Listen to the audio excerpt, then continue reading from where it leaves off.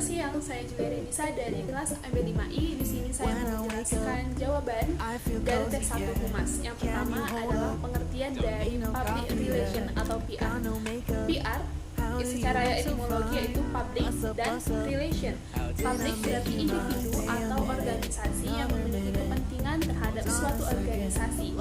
Public ini dibedakan menjadi dua, yaitu intern dan extern. Intern di dalam seperti tenaga kerja, pimpinan, pemegang saham, OB, satpam, dan masih banyak lain lagi. Sedangkan kalau dia extern itu di luar seperti pelanggan, pesaing, pemerintahan, dan lain-lain lagi. Relation itu berarti hubungan. Jadi dapat kita simpulkan bahwa PR itu adalah komunikasi terencana yang diciptakan oleh organisasi kepada publik, baik itu intern dan extern, sehingga tercipta komunikasi searah, saling pengertian, dan tujuan dari organisasi dapat tercapai. Perkembangan sejarah PR di dunia dan di Indonesia. PR itu sama umurnya dengan adanya keberadaan manusia, karena sejak zaman dahulu kegiatan PR itu sudah dilaksanakan. Pada zaman dahulu, saat seseorang itu ingin menempati suatu posisi seperti raja, mereka menggunakan promosi, menggunakan puisi. Jadi mereka menciptakan citra diri mereka kepada masyarakat menggunakan puisi. Selanjutnya pada abad ke-20, seorang mantan wartawan bernama Ifili, dia menyelesaikan konflik antara buruh batubara dengan pengusaha dengan menggunakan data dan fakta yang akurat. Beliau mengatakan bahwa dalam suatu bisnis harus menggunakan data dan fakta yang jujur sehingga mendapat dukungan dari masyarakat. Bapak Ifili ini sekarang dikenal sebagai Bapak Public Relation. Selanjutnya perbedaan antara marketing, PR, advertising, dan sales. Marketing ini berfokus kepada 4P dan 7P.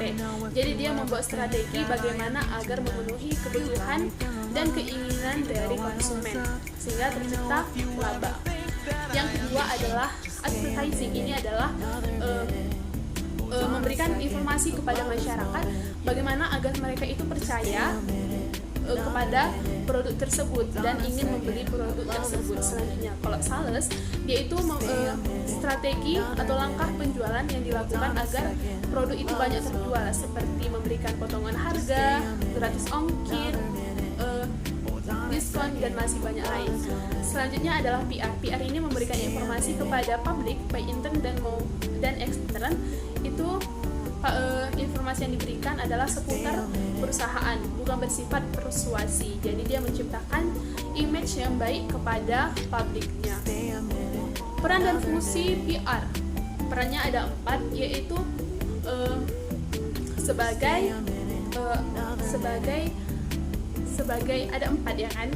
Yang pertama itu adalah sebagai penasehat ahli, yang kedua fasilitator komunikasi, yang ketiga adalah fasilitator pemecah masalah, dan yang keempat adalah teknisi komunikasi.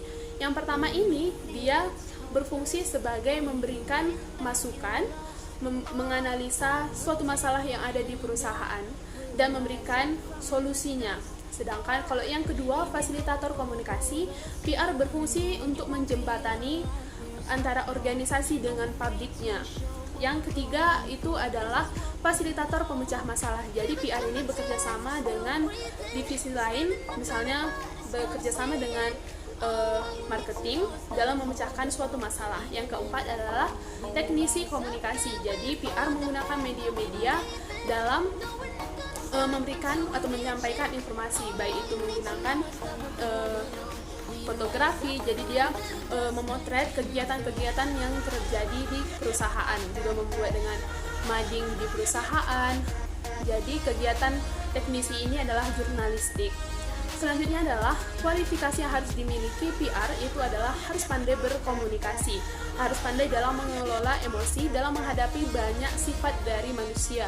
Yang ketiga adalah harus pandai dalam mengorganisasikan kegiatan, mana yang penting, mana yang tidak penting, sehingga kegiatan dapat lebih tercapai dengan mudah. Selanjutnya adalah harus mau tahu. Jadi untuk menjadi PR nggak boleh cuek. Terima kasih, hanya ini dapat saya sampaikan.